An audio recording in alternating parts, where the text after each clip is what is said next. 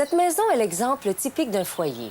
Pour les gens qui y vivent, c'est l'endroit où l'on se repose après une journée de travail, où l'on se retrouve entre parents et amis. Pour la personne atteinte de la maladie d'Alzheimer, le foyer représente un univers familier, un environnement qu'elle connaît bien, ce qui peut s'avérer très important. Le foyer offre confort et sécurité et il aide à préserver la dignité de la personne ainsi que son bien-être, tout en lui permettant de conserver son indépendance. Toutefois, le foyer peut aussi représenter des risques et des dangers potentiels. En fait, les accidents surviennent plus souvent au foyer que n'importe où ailleurs. Pour les personnes atteintes de la maladie d'Alzheimer, les effets de la maladie, comme la perte de mémoire, la confusion et les réactions émotionnelles, peuvent les pousser à faire des choses qui risquent de les blesser ou de blesser quelqu'un d'autre. Dans cette partie, nous allons vous proposer quelques suggestions qui vous permettront de transformer une maison en un environnement plus sécuritaire et plus confortable pour la personne dont vous avez la charge. Toutes les suggestions ne conviendront pas nécessairement à tous vos clients. Il vous faut donc tenir compte des capacités et des limites de chacun d'eux, sans oublier à quel point il est important pour la personne atteinte de la maladie d'Alzheimer d'être dans un environnement qui lui est familier. Et bien sûr, il vous faut toujours consulter l'aidant naturel principal de votre client. Faites-lui part de vos suggestions et entendez-vous sur les changements apportés avant de modifier quoi que ce soit à la demeure.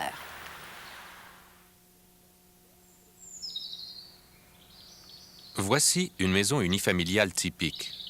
Elle renferme bien des choses auxquelles nous ne faisons pas vraiment attention parce que nous les voyons tous les jours. Mais pour la personne atteinte de la maladie d'Alzheimer, cette maison comporte une série de dangers insoupçonnés qui n'attendent qu'une occasion de se transformer en accident. Ah, voici notre guide. Grâce à lui, nous pourrons examiner cette demeure du point de vue d'un client atteint de la maladie d'Alzheimer. Tout le monde est prêt? Entrons. Commençons par le salon. Quelles sont vos premières impressions lorsque vous entrez dans cette pièce? Chaleureuse, confortable, accueillante. Mais est-ce une pièce fonctionnelle? Votre client sera-t-il en sécurité ici? Examinons cette pièce du point de vue d'un client qui ne voit pas très bien, qui marche en se traînant les pieds et qui n'a pas un très bon équilibre. Cette rallonge relie la lampe au mur, mais elle risque fort de faire trébucher votre client. Vous pourriez déplacer la lampe et l'installer dans un endroit où il ne sera pas nécessaire d'utiliser une rallonge. Rappelez-vous toutefois que votre client a la vue faible, donc vous voulez tout de même que la pièce soit aussi bien éclairée que possible. En parlant d'éclairage, il se peut qu'une trop grande clarté dérange certaines personnes atteintes de la maladie d'Alzheimer.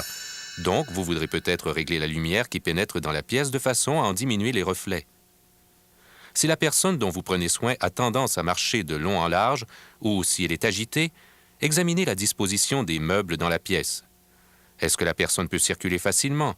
Risque-t-elle de se heurter aux tables, aux chaises, aux lampes ou au divan? En reculant les meubles légèrement, vous lui donnerez plus de place pour circuler. Voilà qui est mieux. Non seulement vous avez fait en sorte qu'il sera plus facile de se déplacer dans la pièce, mais vous avez aussi réduit le risque de chute contre un meuble comme cette table au coin pointu. Les miroirs peuvent effrayer certaines personnes atteintes de la maladie d'Alzheimer. Si vous remarquez que votre client réagit vivement lorsqu'il se voit dans le miroir, parlez-en à ses répondants et suggérez-leur de recouvrir le miroir ou de le remplacer par autre chose.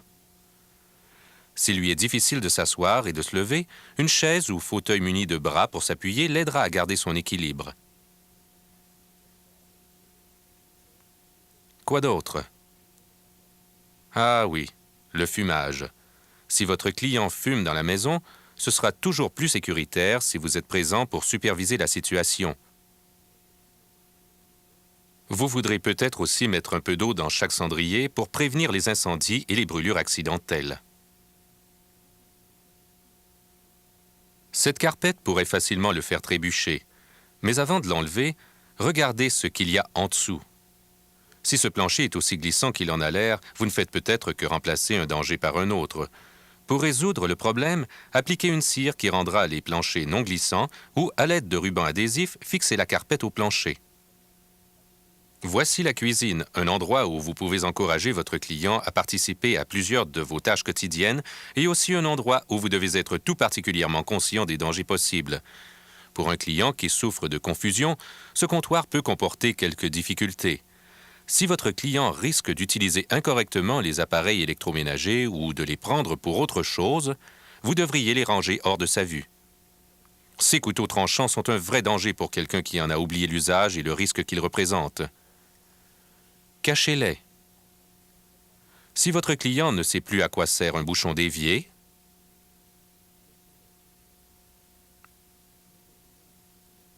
vous pourriez vous retrouver avec des dégâts d'eau. Rangez les bouchons hors de sa vue. Si vous jugez qu'un produit nettoyant ou chimique pourrait, par erreur, être pris pour une liqueur douce ou une boîte de céréales, mettez-les sous clé, hors de portée. Rappelez-vous toutefois qu'il n'y a pas de bonne ou de mauvaise façon. Chaque personne dont vous prenez soin est différente. Votre comptoir peut ressembler à ceci ou ceci et être tout aussi sécuritaire. Cela dépend entièrement des capacités de votre client. La cuisinière représente un autre danger de brûlure et d'incendie qui surviennent malheureusement encore trop souvent. Si votre client est incapable d'utiliser correctement la cuisinière et que vous devez quitter la pièce, par précaution, retirez-en les boutons. Et enfin, songez à utiliser une bouilloire qui s'éteint automatiquement ou qui siffle pour vous indiquer, à vous et à votre client, que l'eau a bouilli. Bien que la pièce soit petite, la salle de bain demeure l'un des endroits où les accidents sont les plus fréquents. Pour cette pièce-ci, supposons que votre client ait de la difficulté à différencier les objets et à garder son équilibre. Tout d'abord, examinons la pièce et cherchons les objets qui pourraient être pris pour autre chose, comme cette poubelle par exemple. On pourrait facilement s'y méprendre et croire que c'est la toilette. Si vous pensez que votre client risque de méprendre les médicaments pour autre chose et d'essayer de les avaler, mettez-les sous clé. Par la même occasion, jetez un coup d'œil pour repérer quoi que ce soit qui pourrait être avalé par erreur, comme du shampoing. Et tant qu'à y être, pourquoi ne pas enlever tout ce qui représente un danger potentiel? Si votre client perd facilement son équilibre ou n'est pas apte à juger de la difficulté que représentent certains gestes, il peut avoir extrêmement peur d'entrer ou de sortir du bain. Pour lui faciliter la tâche, placez un tapis foncé sur le bord du bain pour l'aider à situer l'endroit qu'il doit enjamber. Il est aussi bon de placer un tapis antidérapant à l'intérieur du bain pour diminuer le risque de chute. Discutez avec la famille de votre client de la possibilité d'installer des barres de soutien dans le bain. Elles sont utiles pour entrer et sortir du bain et empêchent le client qui n'a pas bon équilibre de s'accrocher à quelque chose qui risque de ne pas supporter son poids, comme le rideau de douche par exemple. Certains clients ont peut-être de la difficulté à faire la différence entre le robinet d'eau chaude et celui d'eau froide, une erreur qui pourrait causer de graves brûlures. Dans ces cas-là, étiquetez clairement les deux robinets à l'aide de lettres ou de couleurs. Cela pourrait être utile à la personne qui est encore capable d'en comprendre la signification.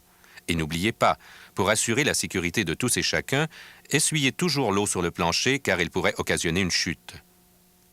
Et enfin, si vous pensez que la personne dont vous prenez soin risque de s'enfermer dans la salle de bain par mégarde, suggérez à sa famille d'enlever la serrure de la porte de la salle de bain. Ainsi, personne ne s'y enfermera par accident. Les escaliers peuvent s'avérer un endroit très intimidant pour la personne atteinte de la maladie d'Alzheimer qui n'a pas très bonne vue ou bon équilibre. Vous pouvez réduire le risque de chute en vous assurant que tous les escaliers soient bien éclairés et qu'ils ne soient pas encombrés. Une barrière extensible placée au haut d'un escalier peut aussi réduire le risque de chute. Discutez avec la famille de la possibilité d'en acheter une. Si votre client est agité, s'il fait les 100 pas ou s'il a tendance à errer, portez une attention particulière aux entrées et aux sorties de la maison. Si vous collez ou suspendez des affiches dans les portes de verre coulissantes, vous pourrez ainsi éviter que quelqu'un ne se heurte contre la vitre.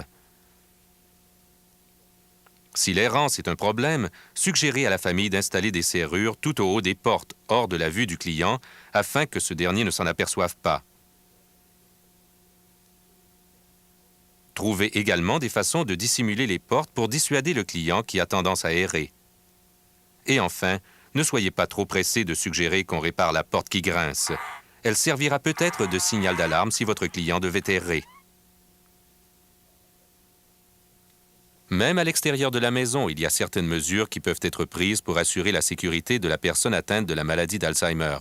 De nouveau, si vous devez faire face à un problème d'errance, ne laissez jamais votre client sans surveillance et assurez-vous qu'il soit dans un endroit clos lorsqu'il est dehors. Si les outils, l'équipement électrique et les produits chimiques vous inquiètent, assurez-vous que la porte de la remise et celle du garage soient fermées, et fermées à clé si possible. Servez-vous de votre imagination lorsque vous examinez une maison. Tenez compte des capacités et des limites de votre client, sans oublier son droit à la dignité. Faites tout ce qui est en votre pouvoir pour vous assurer que la maison soit sécuritaire et confortable, à la fois pour la personne à votre charge et pour vous. En tant qu'auxiliaire familial, l'une des choses les plus inestimables que vous puissiez faire pour la personne atteinte de la maladie d'Alzheimer est de contribuer à assurer la sécurité de son environnement, à créer un foyer sans danger où elle se sentira en confiance. Chaque personne à votre charge est unique. Donc, tenez compte des limites et des capacités de chacune avant de suggérer quelque changement que ce soit. Conjointement avec la famille de votre client, apportez les changements qui sont nécessaires et pratiques, en n'oubliant pas que certaines modifications exigeront peut-être des dépenses supplémentaires. Faites tout votre possible pour vous assurer que le bien-être et la dignité de votre client soient respectés et que vous lui fournissez les meilleurs soins possibles dans la plus grande sécurité possible.